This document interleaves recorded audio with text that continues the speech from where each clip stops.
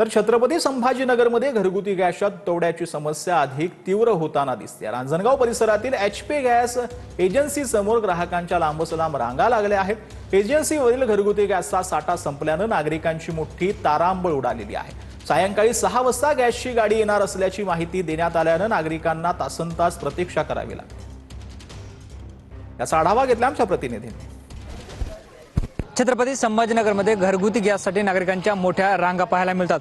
आता मी छत्रपती संभाजीनगर शहरातील रांजणगाव परिसरात आहे। आपण बघतो या ठिकाणी एचपी गॅसची एजन्सी आहे आणि या गॅस एजन्सीच्या बाहेर जे अशा पद्धतीने टाक्या एका रांगेत लावल्या चित्र आपल्याला पाहायला मिळतं। खरं तर गॅस एजन्सी चालकांनी सांगितल्याप्रमाणे गॅसचा स्टॉक संपलाय आणि सायंकाळी जे आहे ते 6 वाजेपर्यंत गॅसच्या टाक्यांची गाडी येण्याची शक्यता आहे। मात्र असं असलं तरी सकाळपासून जे आहे ते नागरिकांनी मोठी गर्दी केली आणि सायंकाळी 6 वाजल्यानंतर गाडी येईल आणि नंतर गॅस मिळेल या आशेपोटी जे आहे ते सगळे नागरिक आजूबाजूला थांबल्याचे चित्र पाहायला मिळतात आणि एका रांगेत जे आहे ते अशा पद्धतीने गॅसच्या टाक्या लावण्यात आल्या आहेत। छत्रपती संभाजीनगर शहरातील अनेक गॅस एजन्सीवर हीच परिस्थिती पाहायला मिळते। खरं तर प्रशासनाच्या वतीनं सातत्यानं सांगण्यात येतं की घरगुती गॅसचा कोणताही तुटवडा नाही, मात्र गॅस मिळणार नाही या भीतीपोटी या सगळ्या रांगा आपल्याला छत्रपती संभाजीनगरमध्ये पाहायला मिळतात।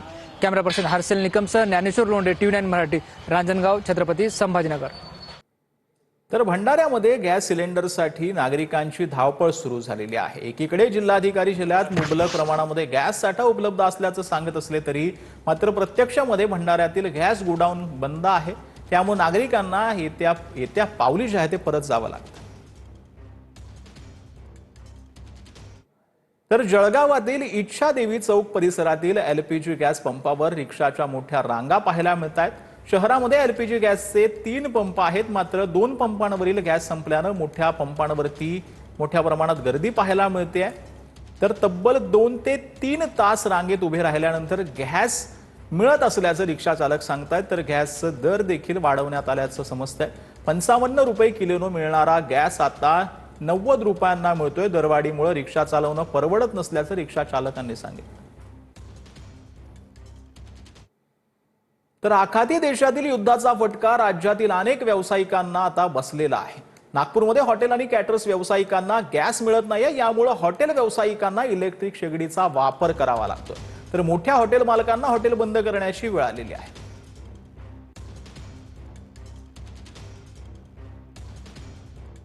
तर चंद्रपुरातील कॅटरिंग व्यावसायिकांनी जिल्हाधिकाऱ्यांची भेट घेत व्यावसायिक सिलेंडर उपलब्ध करून देण्याची मागणी केलेली आहे। आगामी लग्नसराईमध्ये व्यावसायिक सिलेंडर मिळणार का याबाबत कॅटरिंग व्यावसायिक संभ्रमात आहे।